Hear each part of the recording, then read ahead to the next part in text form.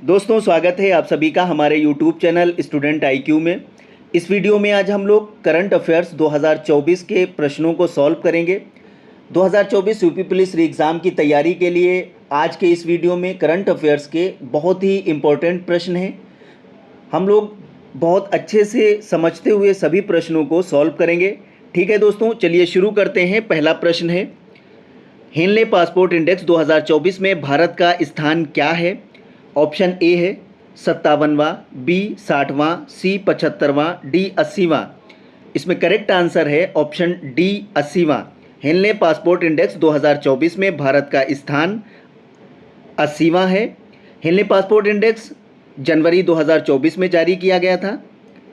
भारत ने 62 गंतव्यों तक वीज़ा मुक्त के लिए 80वीं रैंक हासिल की। ठीक है, और इसकी शुरुआत वर्ष 2006 में हुई थी। आगे बढ़ते हैं। अगला प्रश्न है, समेली मंदिर परियोजना का उद्घाटन निम्नलिखित में से किस राज्य द्वारा किया गया? Option A Uttar Pradesh, B Odisha, C Chhattisgarh, D Uttarakhand. इसमें करेक्ट आंसर है ऑप्शन बी ओडिशा। दोस्तों, समेली यानी शमलेश्वरी मंदिर परियोजना, इसकी शुरुआत ओडिशा द्वारा की गई। 12वीं शताब्दी में संबलपुर में महानदी के तट पर मां समलेश्वरी मंदिर का निर्माण किया गया था। अगला प्रश्न है, निम्नलिखित में से किसे तेंजिंग नार्गे राष्ट्रीय साहसिक कार्य पुरस्कार 2022 से सम्मानित किया गया? Option A Sabita Kanswal, B Prabha Atre, C Balle Monappa Hegde, D Usha Barle. इसमें करेक्ट आंसर है ऑप्शन ए सविता कंसवाल। दोस्तों, हाल ही में भारत की राष्ट्रपति द्रौपदी मुर्मू ने स्वर्गीय सविता कंसवाल को मरणोपरांत तेंजिंग नार्गे साहसिक कार्य पुरस्कार से सम्मानित किया था। ठीक है, विजेताओं को ये पुरस्कार भारत सरकार द्वारा अर्जुन पुरस्कारों के साथ प्रदान किया जाता है। स्वर्गीय सविता कंसवाल 16 दिनों में माउंट एवरेस्ट पर माउंट मकालू पर चढ़ने वाली पहली भारतीय महिला थीं।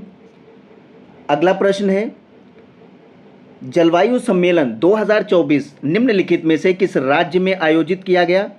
Option A Uttarakhand, B Uttar Pradesh, C Maharashtra, D Tamil Nadu. Very important है, जलवायु सम्मेलन 2024 ऑप्शन सी करेक्ट आंसर है महाराष्ट्र। दोस्तों, जलवायु सम्मेलन 2024 का आयोजन 12 जनवरी 2024 को मुंबई महाराष्ट्र में किया गया था। इस सम्मेलन का विषय decoding the green transition for India था। ठीक है, इसका आयोजन पर्यावरण, वन और जलवायु परिवर्तन मंत्रालय द्वारा भारत सरकार द्वारा किया गया था।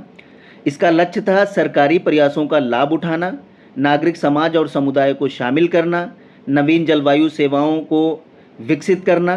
ठीक है, अगला प्रश्न है, युवा निधि योजना शुरू की गई? ऑप्शन ए आंध्र प्रदेश द्वारा, बी तेलंगाना द्वारा, सी केरल द्वारा, डी कर्नाटक द्वारा। इसमें करेक्ट आंसर है ऑप्शन डी कर्नाटक द्वारा। युवा निधि योजना कर्नाटक सरकार द्वारा शुरू की गई। इसे स्वामी विवेकानंद की जयंती पर शुरू किया गया था। ये योजना केवल उन स्नातक और डिप्लोमा धारकों के लिए लागू है जिनका अधिवास कर्नाटक में है। ये रोजगार प्राप्त करने के लिए संघर्ष कर रहे स्नातकों और डिप्लोमा धारकों को 2 साल की अधिकतम सहायता अवधि के साथ वित्तीय सहायता प्रदान करता है। तो ऑप्शन डी करेक्ट आंसर है, युवा निधि योजना कर्नाटक सरकार द्वारा शुरू की गई है। अगला प्रश्न है, ग्रीन रूपी टर्म डिपॉजिट एक पहल है। इसमें ऑप्शन ए यस बैंक की, बी IDBI बैंक की, सी भारतीय स्टेट बैंक की, डी एक्सिस बैंक की। इसमें करेक्ट आंसर है ऑप्शन सी भारतीय स्टेट बैंक। दोस्तों, भारतीय स्टेट बैंक SBI ने पर्यावरण अनुकूल पहलों और परियोजनाओं का समर्थन करने के लिए धन जुटाने के लिए SBI ग्रीन रूपी टर्म डिपॉजिट लॉन्च किया, जिससे भारत में हरित वित्त पारिस्थितिकी तंत्र के विकास को प्रोत्साहन मिलेगा। तो ग्रीन रूपी टर्म डिपॉजिट एक पहल है भारतीय स्टेट बैंक की। आगे बढ़ते हैं। अगला प्रश्न है, अयुत्थाया अभ्यास भारत और किस देश के बीच द्विपक्षीय समुद्री अभ्यास है? वेरी इंपॉर्टेंट है दोस्तों। इसमें option A France, B Singapore, C Bangladesh, D Thailand. इसमें करेक्ट आंसर है ऑप्शन डी थाईलैंड। अयुत्थाया अभ्यास भारत और थाईलैंड के बीच द्विपक्षीय अभ्यास को अभ्यास अयोध्या नाम दिया गया, जिसका शाब्दिक अर्थ है अजय या अपराजय। ठीक है, ये दोनों देशों के बीच पहला द्विपक्षीय समुद्री अभ्यास है, ये भी याद रखेंगे, ये समुद्री अभ्यास है, थाईलैंड और भारत के बीच शुरू किया गया। ठीक है, इस अभ्यास के शुरुआती संस्करण में भारतीय नौसेना के स्वदेश निर्मित पोत कुलिश और INLCU-56 ने भाग लिया था। अगला प्रश्न है, भारत अंतर्राष्ट्रीय विज्ञान महोत्सव 2023 निम्नलिखित में से किस शहर में आयोजित किया गया? ऑप्शन ए नई दिल्ली, बी फरीदाबाद, सी गुरुग्राम, डी पुणे। इसमें करेक्ट आंसर है ऑप्शन बी फरीदाबाद। दोस्तों, भारत अंतर्राष्ट्रीय विज्ञान महोत्सव IISF 2023 17 से 20 जनवरी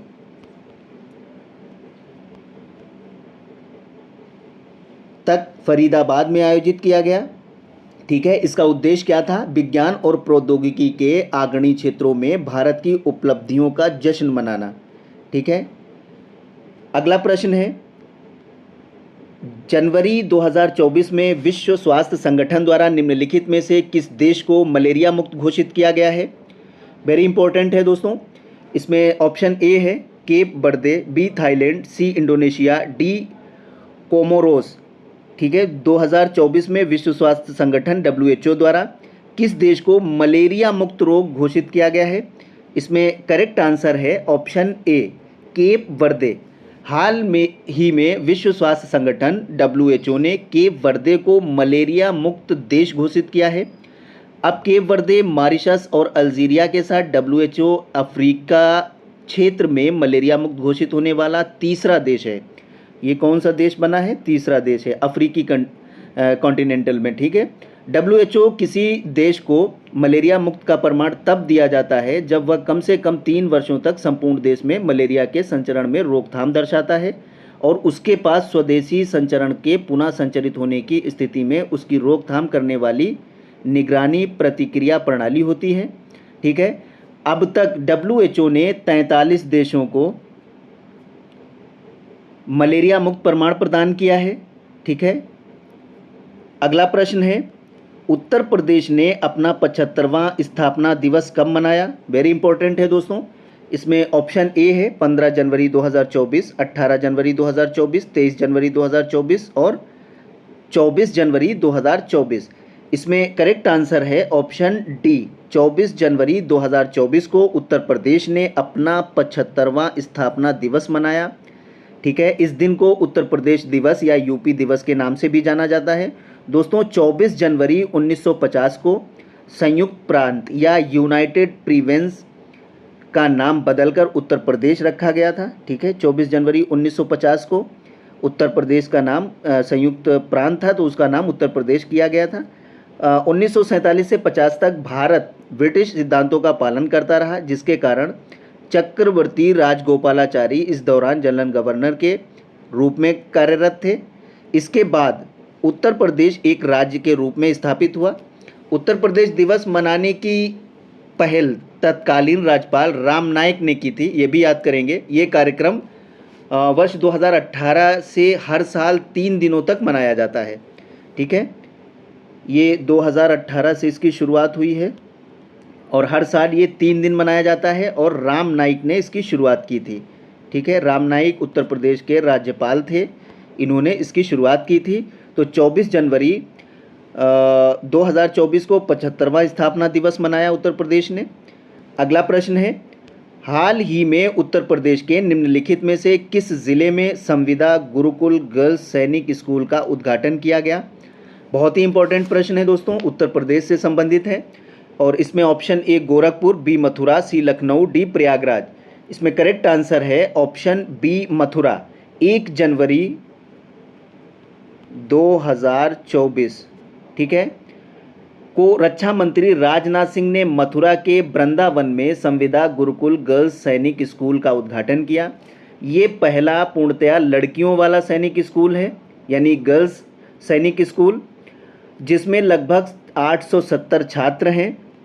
ये सभी राज्य केंद्र शासित प्रदेशों में गैर सरकारी संगठन NGO या निजी राज्य सरकारी स्कूलों के साथ साझेदारी मोड में 100 नए सैनिक स्कूल स्थापित करने की पहल के तहत बनाया गया है। ठीक है, तो ये कहाँ है? मथुरा में है, वृंदावन में। अगला प्रश्न है, पराक्रम दिवस की जयंती के उपलक्ष्य में मनाया जाता है। Option A Lala Lajpat Rai, B Swami Vivekananda, C Savitribai Phule, D Subhash Chandra Bose.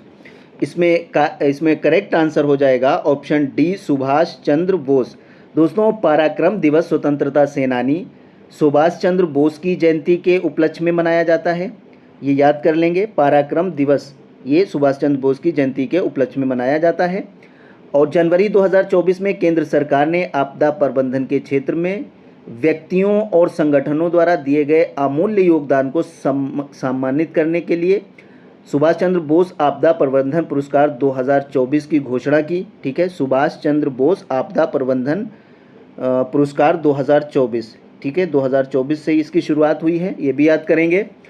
और इस प्रमाण पत्र के अलावा इन पुरस्कारों में एक संस्थान के लिए 51 लाख रुपए, एक व्यक्ति के लिए 5 लाख रुपए नगद पुरस्कार दिया जाता है। इस पुरस्कार के लिए केवल भारतीय नागरिक और भारतीय संस्थान ही आवेदन कर सकते हैं, ये भी याद कर लेंगे।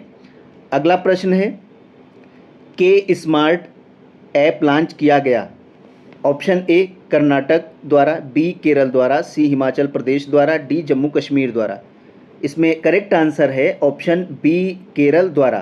के स्मार्ट ऐप हाल ही में केरल सरकार ने एप्लीकेशन इसे लॉन्च किया, जो त्रिस्तरीय स्थानीय स्व-सरकारी संस्थाओं की सभी सेवाओं को एकीकृत करके डिजिटल प्लेटफॉर्म पर लाएगा। ठीक है, के smart Kerala solution for managing administrative reformation and transformation. ठीक है, ये इसका फुल फॉर्म है। अगला प्रश्न है, विश्व हिंदी दिवस के संदर्भ में निम्नलिखित में से कौन सा कथन सही है? इसमें कौन सा कथन सही है विश्व हिंदी दिवस के संदर्भ में? ये प्रतिवर्ष 10 जनवरी को मनाया जाता है। दूसरा है, विश्व हिंदी सचिवालय फिजी में स्थित है। इसमें 2 ऑप्शन दिए हुए हैं, इसमें कौन सा सही है? इसमें ऑप्शन ए सही है, केवल एक। ये प्रतिवर्ष 10 जनवरी को मनाया जाता है। याद कर लेंगे कि हिंदी दिवस कब मनाया जाता है? विश्व हिंदी दिवस ये प्रतिवर्ष 10 जनवरी को मनाया जाता है। और संयुक्त राष्ट्र महासभा में हिंदी में पहला भाषण 1949 में दिया गया था। ठीक है, भारतीय संविधान के अनुच्छेद 343 में देवनागरी लिपि में लिखी गई हिंदी संघ की आधिकारिक भाषा है। अगला प्रश्न है, ऑपरेशन अमृत से संबंधित है। ऑप्शन ए रासायनिक उर्वरकों का प्रयोग में कमी लाने से, बी आर्द्र भूमियों के सतत उपयोग को बढ़ावा देने से, सी एंटीबायोटिक के अधिक प्रयोग पर अंकुश लगाने से, डी इनमें से कोई नहीं। दोस्तों, इसमें करेक्ट आंसर हो जाएगा ऑप्शन सी, ऑपरेशन अमृत एंटीबायोटिक के अधिक प्रयोग पर अंकुश लगाने से है। ठीक है, केरल के औषधि नियंत्रण विभाग ने एंटीबायोटिक के अति प्रयोग को रोकने के लिए ऑपरेशन अमृत शुरू किया है। इस पहल के तहत फार्मेसियों को एंटीबायोटिक बिक्री का सटीक रिकॉर्ड रखना होगा और एक पोस्टर प्रदर्शित करना होगा जिसमें ये उल्लेख किया जाना चाहिए कि डॉक्टरों के सुझाव के बिना एंटीबायोटिक नहीं बेची जाएगी। जनता इस उपाय के गैर अनुपालन की रिपोर्ट औषधि नियंत्रण विभाग को भी कर सकती है। ठीक है, तो 2018 में केरल भारत की राष्ट्रीय कार्य योजना के अनुरूप रोगाणुरोधी प्रतिरोध राज्य कार्य योजना शुरू करने वाला पहला भारतीय राज्य बना। ठीक है, ये अमृत याद करेंगे, केरल राज्य ने शुरू किया एंटीबायोटिक के अधिक प्रयोग पर अंकुश लगाने के लिए। अगला प्रश्न है, निम्नलिखित में से कौन भारतीय सेना में पहली महिला सूबेदार बन गई? वेरी इंपॉर्टेंट है। इसमें ऑप्शन ए है प्रीति रजक, बी माधुरी कानिटकर, सी शीला एस मथाई, बी प्रेरणा देवस्थली। दोस्तों, इसका करेक्ट आंसर हो जाएगा ऑप्शन ए प्रीति रजक। 28 जनवरी को प्रीति रजक भारतीय सेना में पहली महिला सूबेदार बनी। ठीक है, 28 जनवरी। वो 22 दिसंबर 2022 को core of military police MP में शामिल हुई। वो शूटिंग वर्ग में हवलदार के रूप में सेना में नामांकित होने वाली पहली महिला खिलाड़ी हैं। दोस्तों ये पहली महिला हैं, इसलिए आप याद कर लेंगे। ये सूबेदार बनी हैं, इनका नाम है प्रीति रजक। उन्होंने चीन के हांगझू में आयोजित 19वें एशियाई खेलों के दौरान महिला ट्रैप टीम प्रतिस्पर्धा में रजत पदक जीता था। ठीक है, तो इनका नाम है प्रीति रजक, पहली महिला सूबेदार भारतीय सेना में। अगला प्रश्न है, निम्नलिखित में से किसे पद्म विभूषण पुरस्कार 2024 से सम्मानित किया गया? Option A Vyjayanthi Mala Bali, B Konidela Chiranjeevi, C Bindeshwar Pathak, D Padma Subrahmanyam. दोस्तों इसका करेक्ट आंसर है ऑप्शन डी, 1 2 3 4। ठीक है, इन चारों लोगों को पद्म विभूषण पुरस्कार से सम्मानित किया गया है। ये देश के सर्वोच्च नागरिक पुरस्कार में से एक है, जो 3 श्रेणियों में, जैसे पद्म भूषण, विभूषण, पद्म भूषण और पद्मश्री में प्रदान किया जाता है। पद्मश्री किसी भी क्षेत्र में विशिष्ट सेवा के लिए प्रदान किया जाता है। ठीक है, और पुरस्कारों की घोषणा हर साल गणतंत्र दिवस के अवसर पर की जाती है। भारत के राष्ट्रपति द्वारा हर साल आमतौर पर मार्च अप्रैल में राष्ट्रपति भवन में आयोजित औपचारिक समारोह में इन्हें प्रदान किया जाता है। वर्ष 2024 में 5 पद्म विभूषण पुरस्कार विजेता हैं। एक तो है वैजंती माला बाली, दूसरा है कोनिडेला चिरंजीवी, तीसरे हैं बिंदेश्वर पाठक, चौथे हैं पद्म सुब्रमण्यम, और एक और है इसमें जिनका नाम है वेंकैया नायडू, एम वेंकैया नायडू। ठीक है,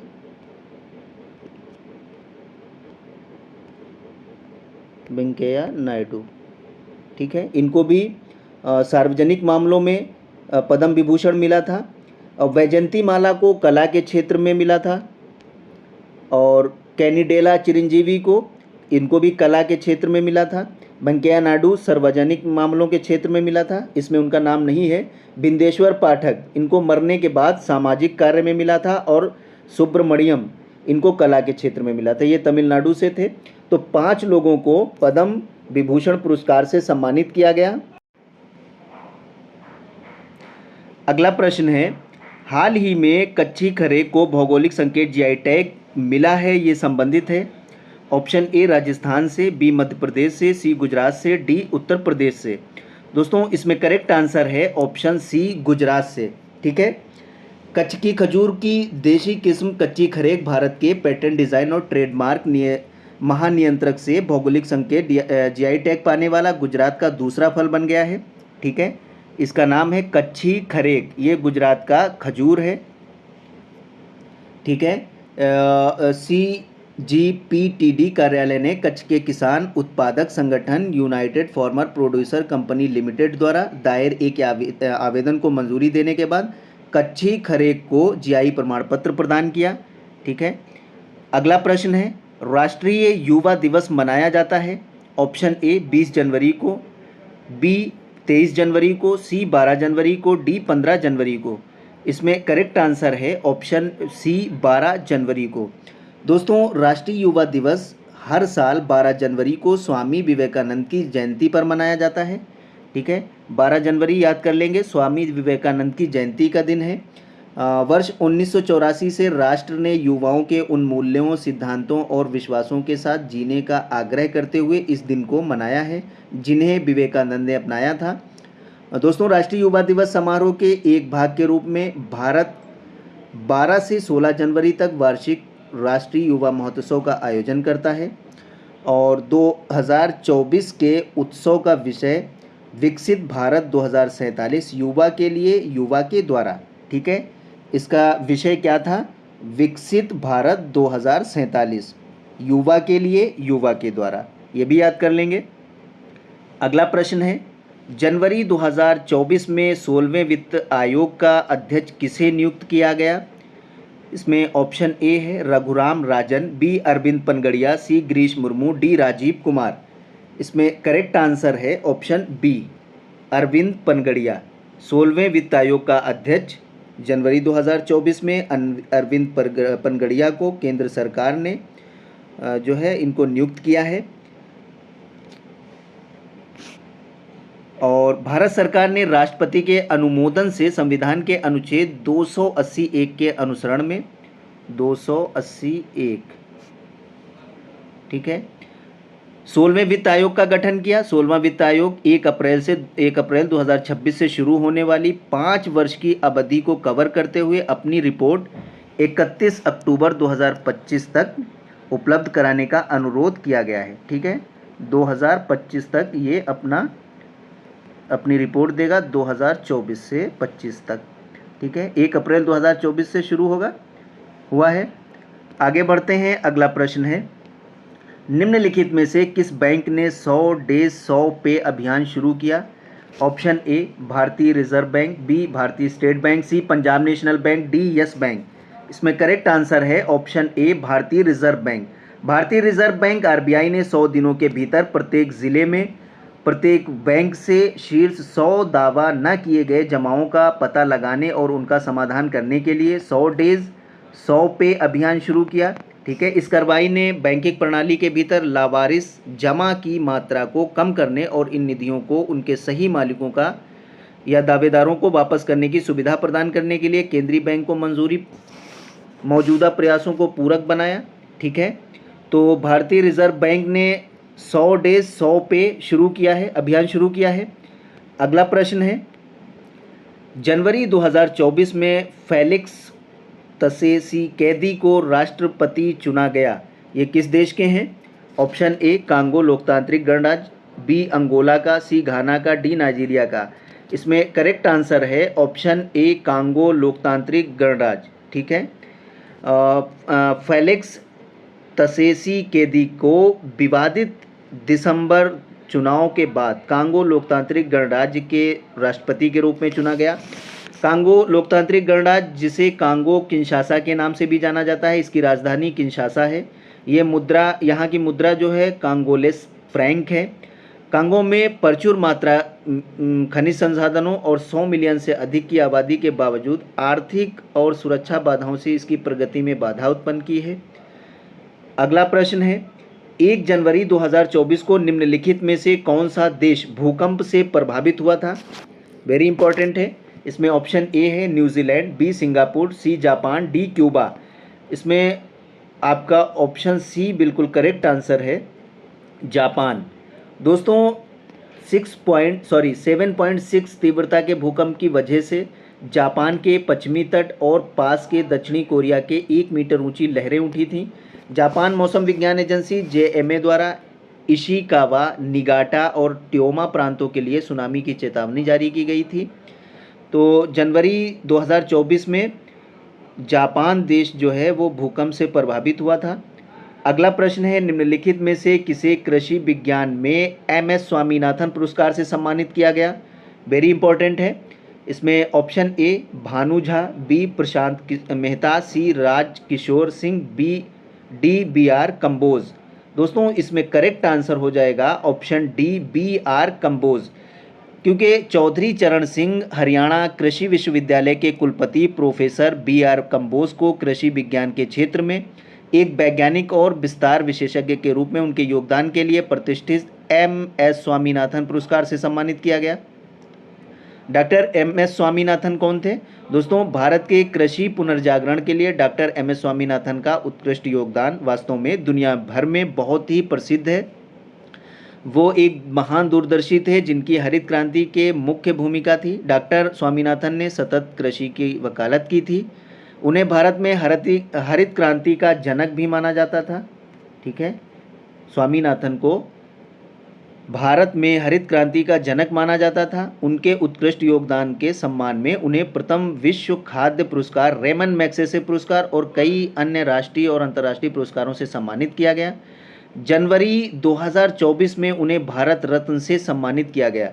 ये प्रश्न आप लोग बिल्कुल रट लेंगे कि जनवरी 2024 में उनको भारत रत्न से भी सम्मानित किया गया है, भारत रत्न, ठीक है, बहुत ही इम्पोर्टेंट है। अगला प्रश्न है, किस राष्ट्र ने हिम तेंदुए को अपना राष्ट्रीय प्रतीक घोषित किया है? इसमें ऑप्शन ए है भूटान, बी कजाकिस्तान, सी तजाकिस्तान, डी किर्गिस्तान। दोस्तों इसमें करेक्ट आंसर है ऑप्शन डी किर्गिस्तान। ठीक है, किर्गिस्तान ने हिम तेंदुओं को अपना राष्ट्रीय प्रतीक घोषित किया है। आगे बढ़ते हैं, अगला प्रश्न है, केंद्रीय शिक्षा मंत्रालय ने प्रेरणा शिक्षण कार्यक्रम की शुरुआत की। ऑप्शन ए कक्षा 6 से 12 तक, बी 1 से 5 तक, सी 9 से 12 तक, डी 6 से 10 तक। दोस्तों इसमें करेक्ट आंसर है ऑप्शन सी 9 से 12 तक। भारत सरकार के शिक्षा मंत्रालय के स्कूल शिक्षा और साक्षरता विभाग ने प्रेरणा एक अनुभवात्मक शिक्षण कार्यक्रम लॉन्च किया, जिसका लक्ष्य है सभी प्रतिभागियों को एक सार्थक, अद्वितीय और प्रेरणादायक अनुभव प्रदान करना। ठीक है, प्रेरणा कक्षा 9 से 12 के चयनित छात्रों के लिए एक साप्ताहिक आवासीय कार्यक्रम है। ये सर्वोत्तम श्रेणी की तकनीक वाले छात्रों के लिए एक अनुभवात्मक और प्रेरणादायक शिक्षण कार्यक्रम है, जहां विरासत नवाचार से मिलती है, इसलिए ऑप्शन सी बिल्कुल करेक्ट आंसर है। अगला प्रश्न है, स्मार्ट 2.0 कार्यक्रम का उद्देश्य क्या है? वेरी इंपॉर्टेंट है। इसमें ऑप्शन ए है शिक्षण संस्थानों में आयुर्वेद अनुसंधान को बढ़ाना, बी आयुर्वेद में नई दवाओं का विकास करना, सी आयुर्वेदिक पर्यटन को बढ़ावा देना, डी आधुनिक विकास चिकित्सा में पारंपरिक चिकित्सकों को प्रशिक्षण करना। इसमें करेक्ट आंसर हो जाएगा ऑप्शन ए। स्मार्ट 2.0 कार्यक्रम का उद्देश्य है शिक्षण संस्थानों में आयुर्वेद अनुसंधान को बढ़ाना। ठीक है, केंद्रीय आयुर्वेदिक विज्ञान अनुसंधान परिषद CCRAS और राष्ट्रीय भारतीय चिकित्सा प्रणाली आयोग NCISM ने स्मार्ट 2.0 शिक्षण पेशेवरों के बीच आयुर्वेद अनुसंधान की मुख्यधारा में लाने का दायरा कार्यक्रम शुरू किया। ठीक है, तो स्मार्ट 2.0 का उद्देश्य है अंतः विषय अनुसंधान विधियों का उपयोग करके आयुर्वेद हस्तक्षेपों को प्रभावकारिता और सुरक्षा को प्रदर्शित करने से। स्मार्ट 1.0 के तहत 38 कॉलेजों के शिक्षण पेशेवरों की सक्रिय भागीदारी से लगभग 10 बीमारियों को कवर किया गया है। तो स्मार्ट 2.0 कार्यक्रम शिक्षण संस्थानों में आयुर्वेद अनुसंधान को बढ़ावा देना, ऑप्शन ए बिल्कुल करेक्ट आंसर है। आगे बढ़ते हैं, अगला प्रश्न है, बखीरा पक्षी अभ्यारण्य में फ्लोटिंग सोलर प्लांट की प्रस्तावित क्षमता क्या है? बहुत ही इंपॉर्टेंट है। इसमें ऑप्शन ए है 20 मेगावाट, बी 30 मेगावाट, सी 40 मेगावाट, डी 50 मेगावाट। दोस्तों इसमें करेक्ट आंसर हो जाएगा option D 50 megawatt. Uttar Pradesh में सौर ऊर्जा परियोजना, उत्तर प्रदेश नवीन और नवीकरणीय ऊर्जा विकास एजेंसी UPNEDA राज्य में स्वच्छ ऊर्जा के क्षेत्र में 1 लाख करोड़ रुपए के अनुमानित व्यय के साथ 125 परियोजनाएं स्थापित की गई हैं। ठीक है, सोलर सिटी कार्यक्रम के तहत NTPC द्वारा अयोध्या में 165 एकड़ भूमि पर 40 मेगावाट सौर ऊर्जा संयंत्र स्थापित किया जा रहा है और मौजूद। ठीक है, तो बखीरा पक्षी अभ्यारण्य में फ्लोटिंग सोलर प्लांट की प्रस्तावित क्षमता है 50 मेगावाट और ये उत्तर प्रदेश पूर्वी यूपी के बखीरा पक्षी अभ्यारण्य में 50 मेगावाट फ्लोटिंग सोलर प्लांट स्थापित किया गया है। आगे बढ़ते हैं, अगला प्रश्न है, सप्त सिंधु शब्द का पहली बार उल्लेख किया गया था? वेरी इंपॉर्टेंट है। इसमें ऑप्शन ए है ऋग्वेद में, बी यजुर्वेद में, सी सामवेद में, डी अथर्ववेद में। इसमें करेक्ट आंसर हो जाएगा ऑप्शन ए ऋग्वेद में। दोस्तों सप्त सिंधु यानी 7 नदियों की भूमि का सबसे पहले उल्लेख ऋग्वेद में किया गया। सप्त सिंधु में सिंधु और सरस्वती के साथ पंजाब की 5 नदियां हैं, झेलम, चेनाब, सतलुज, ठीक है, सतलुज और झेलम, चिनाब, सतलुज, राबी, ब्यास। ठीक है, राबी और ब्यास। उसके साथ में एक नदी है सरस्वती। ठीक है, ये सप्त सिंधु नदियां हैं, 7 नदियों की भूमि। सप्त सिंधु शब्द का पहली बार उल्लेख ऋग्वेद में किया गया था। ऑप्शन ए बिल्कुल करेक्ट आंसर है दोस्तों। ठीक है दोस्तों, मिलते हैं अगली वीडियो में। जो लोग हमारे चैनल पर नए हैं, हमारे यूट्यूब चैनल को सब्सक्राइब कर लें, बेल आइकन ज़रूर प्रेस कर दें ताकि हमारी आने वाली अगली वीडियो का नोटिफिकेशन आपको सबसे पहले मिल सके। दोस्तों वीडियो को लाइक और शेयर ज़रूर कर दें। Thank you.